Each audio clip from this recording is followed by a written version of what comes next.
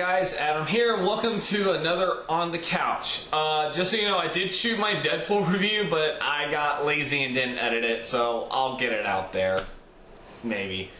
Anyway, Agent Carter Season 2. It ended a week ago, so I'm shooting this because Agents of S.H.I.E.L.D. comes back on tonight. So I'm going to go ahead and get it up. Last season, so I was really excited for season 2 since the ending of season 1. I really loved season 1. I thought season 1 was fantastic. I thought it was great. But we didn't know if it was going to get renewed. And then the day before my birthday, it got renewed. So I have been looking forward to this for a whole year. And I am so glad, and I'm glad they brought it back. So the story is, it's been a year since season 1. Peggy is still working at the SSR in New York. She's now a part of the team. She's no longer acting like a secretary because she has boobs and a vagina. She's actually a part of the team. Jack Thompson, played by Chad Michael Murray, is the director of the SSR now in New York. Daniel Sousa has left and gone to become the chief of the SSR over in the Los Angeles division, and then all of a sudden, Chad Michael Murray tells Peggy she is to go to Los Angeles to help Sousa solve a case that goes deep into Los Angeles's hierarchy, aristocracy, or socialites. There we go. Deep into Hollywood socialites and whatnot, and politics. And then you got and of course it just hijinks ensued. All right. So what did I think of this? I thought it was fine. Honestly, I didn't think it was as good as season 1. It definitely had its faults, and really the faults were the dip in quality. This really felt like a smaller season, and not the writing or really the production value is what it was.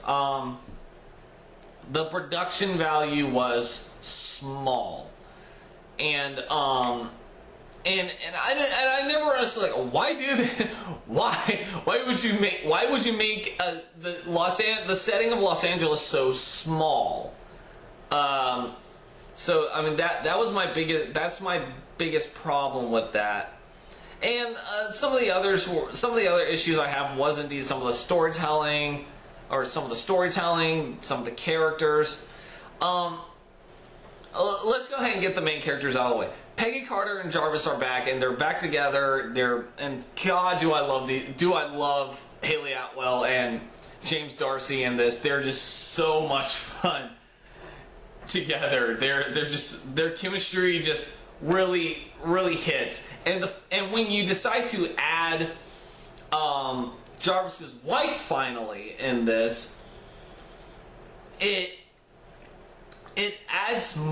brings more to the table. It brings more to the character of Jarvis, especially when you find out that that Mrs. Jarvis, who we learned a little bit about last season, but in this, she's the complete opposite of Jarvis. She's she's not like Jarvis. She's not like you would expect her to be very prim, proper. No, she is very bright, lively.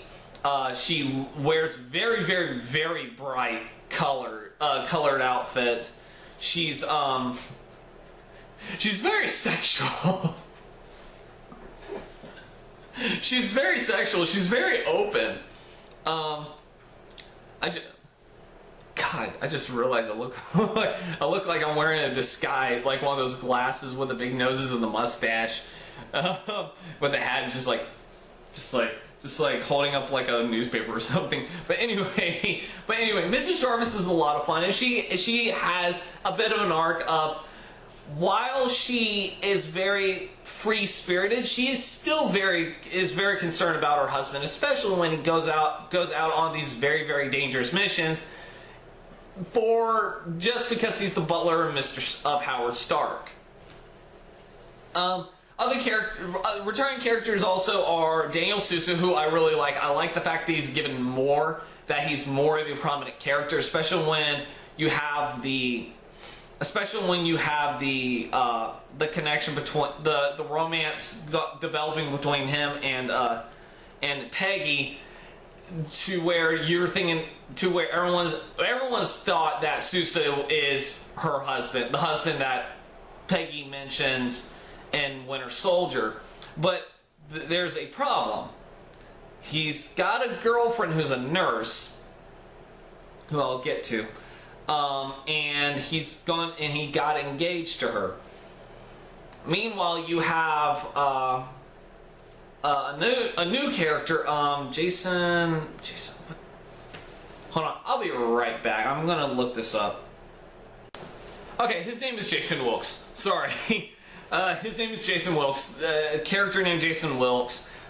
He's a scientist who works for a company owned by a guy running for senator, who happens to be the husband of the main villain of this series, Whitney Frost, who is the Madam Mask of the show, but she never wears a mask throughout the entire season. So there's that.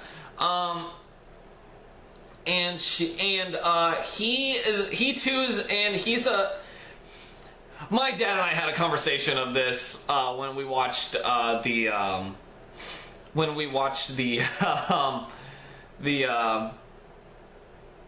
season premiere. We were texting, and he just goes, "Okay, is this an alternate universe where a black guy is allowed to have a job as a scientist?" And before anyone gets mad, I understand where he's coming from with this, because it is the 40s.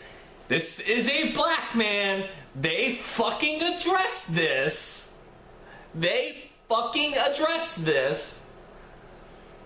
And it's understandable. Because I'm like, yeah, what is a black guy doing working as a top scientist? I'm gonna take this off because that is fucking distracting. I look like I am wearing fucking, I really do. Wow. Okay, my nose looks really big. Oh god. It's understandable. But he also develops a romantic relationship with Peggy, to where this becomes kind of a love square, and then becomes a love triangle, because Sousa and the nurse break up after she realizes that he's still in love with Peggy, that he got away because he's in love with Peggy. That's a thing. You also got Kurtwood Smith, Clarence Boddicker, Red Foreman in this, playing the director of the FBI in Los Angeles, or some dude. He's a member of the Council of Nine. People think this is that this is a precursor to the World Security Council, and maybe it is. But we got him, and he's pretty much the secondary villain in this. And Kurtwood Smith always played a good villain. Clarence Boddicker, I still think, is one of the best. Honestly, one of the best villains in cinematic history, really. And if you guys don't know who Clarence Boddicker is, which RoboCop did you watch?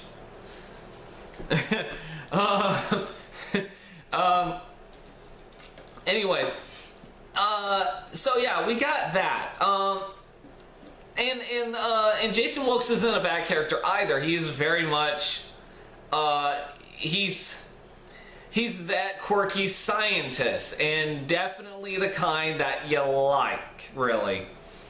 Very enjoyable. It kind of, in a way, if Howard Stark was in this more, he would have been a good foil to Howard Stark's the other side of Howard Stark's eccentricness.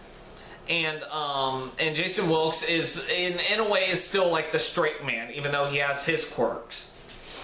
But Peggy sees something in him and actually falls for him.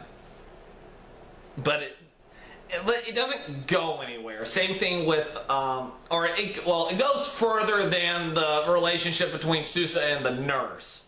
It goes a little further than that, since he's actually a main character and she's not. But anyway, the main villain I really like. Whitney Frost is a Hollywood actress who is a 2-time Oscar nominee, and she's also a really brilliant scientist who gets hit by zero matter, which I think is the dark force from the Doctor Strange comics. That was confirmed by Marvel, and she gets a hold of the powers, as does Jason Wilkes, but Jason Wilkes' effects are a little different. And she starts to get a little crazy as the season goes on, because she wants to continue the experiment. She wants to continue getting zero matter because she believes it will bring a new age to the world. And God, is she good. And she's not just some crazy mad scientist character. There's actual depth to her. Of course, she's very much like Peggy, but at the same time very different. They even do flashbacks in the same episode of both Peggy and Whitney Frost, where Peggy is really where people in England really wanted Peggy to be an agent, to pursue her career, her goal as an agent, her dream as an agent. She has a very loving, supportive family. Her brother really wanted to push her to do that. Meanwhile, she's engaged to someone else, which is surprising, who says, oh, no, she's a woman. Women shouldn't be doing that. But there are other people, even her family wants her to be an agent. But she's like, no, this is my choice. I want to be married. I want to settle down. I have a good job anyway, so why? But then, it finds out her brother was murdered, killed in action. He was a soldier. He was killed in action, and she was just heartbroken. So she decided, I am going to become an agent to remember him, to be closer to my brother, because I lost him in the war, and I feel like if I don't do something, I'm going to disrespect his memory. So she breaks off the engagement to that pompous douche. Meanwhile, it shows Whitney growing up. She has a whore of a mother who whored herself out to this alcoholic douchebag. She's also this woman. She's also this girl who's always been discouraged by her own mother to never go into science, all because she's a woman. She has a very smart daughter, but she thinks, look, you are a woman. You are never going to amount to anything. You're never going to go anywhere except you're never going to be a scientist. You're just going to be what society wants you to be. And sadly, she follows suit to that. She grows up. She leaves her mom. She goes to Hollywood, and the first thing she becomes is an actress. But she ends up being really good at it. she really does. But that's not what she wanted to be, and she actually becomes unhappy, especially when she gets older. She's in her 30s. She's older. People wanted her to be younger, or like the director, who is a sexist douche. But man, I felt bad for her. I was really feeling bad for her. she's like, hey, can we get some lighting to make her look younger? Also, you're skipping lunch. You're getting a little fat. I'm like, oh, God, dude. And somehow he's also still her friend. Because like, no, I ain't doing this movie without you. Producers can kiss my ass. All right? Producers can kiss my ass. And then he finds out she has a scar on the side of her face with dark matter, and he gets killed. There's also like the political intrigue with this Council of Nine, which you think would have been the threat, but Whitney is so strong at this point when you think they're going to be the main threat that they kind of just like get crushed, literally, and pushed to the side. And I'm just like, eh. But then we get another villain called Joseph Manfredi. Yes, there are actually a lot of villains in this. I'm not gonna sugarcoat it. There are a lot of villains. There are, and I think that's one of the issues with this is there's so many villains to throw in this season. It just feels really jumbled. You got Ray Weiss again playing the head of Roxxon, which there's a really funny scene where Peggy disguises herself, uses a memory wiper constantly because he keeps realizing, oh wait, you're Peggy Carter. And it's like, oh yeah, I had something to do. And it's just this really hilarious scene. But he's in it, and of course, luckily he survives. He survives because I fucking love Ray Weiss. He's the only thing I'm looking forward to that God's not dead too. Because if he's playing, because I was disappointed with Dean Cain not being the devil, but if he's the devil, awesome. I will give that movie a 10 out of 10 if he's the fucking devil in that. But I doubt it. He's just gonna be some asshole. He's just gonna be some piss poor representation of atheism. But anyway,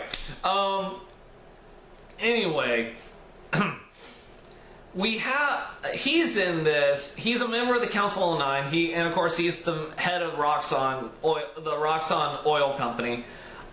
You also have Whitney Frost's husband, who is running for senator, has the backing of the council. Basically, he's gonna win. He is gonna win. And then you got the head of the Magia crime family, Joseph Manfredi, who is the most stereotypical mobster. He's like, all right, this is Whitney Frost. You think she's attractive? Hey, Bobo, you think she's attractive? Are you addressing the lovely lady with your eyes? Huh? Just like basically beats the shit out of him until he's dead. I'm like, oh fuck me, man. Oh, okay. But he is very much that stereotypical mobster. But at the same time, like, he's in love with Whitney Frost, and you kind of go like, I wish there was more to him. Like, hell, the season finale has him team up with Peggy and the gang to stop Whitney, because he's like, look, I just want my woman back, all right? And it also turns out he happens to be friends with Howard Stark, which, that was funny. But then he just kind of leaves. He doesn't help out anymore. He just leaves. So there wasn't really much of that. Like, he played his part and then he was gone.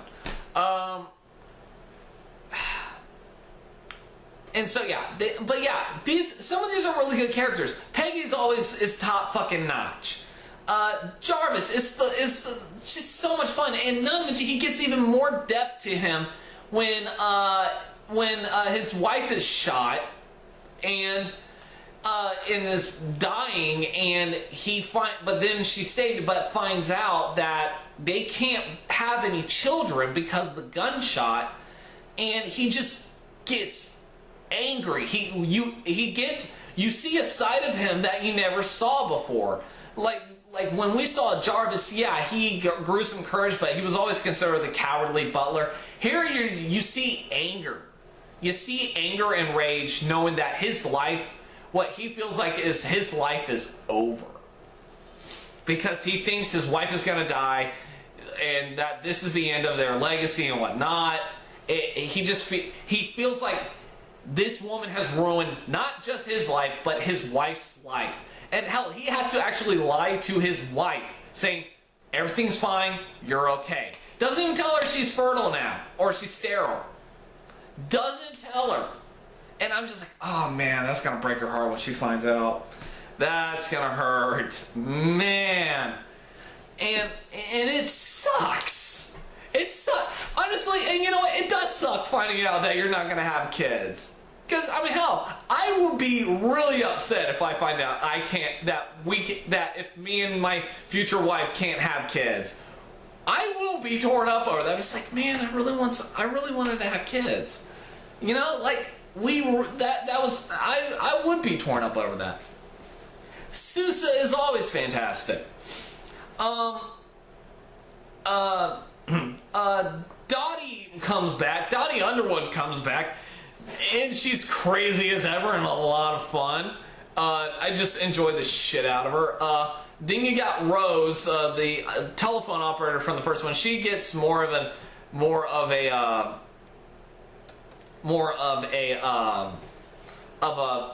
role. She's basically the secretary of this ad agency. That's really just the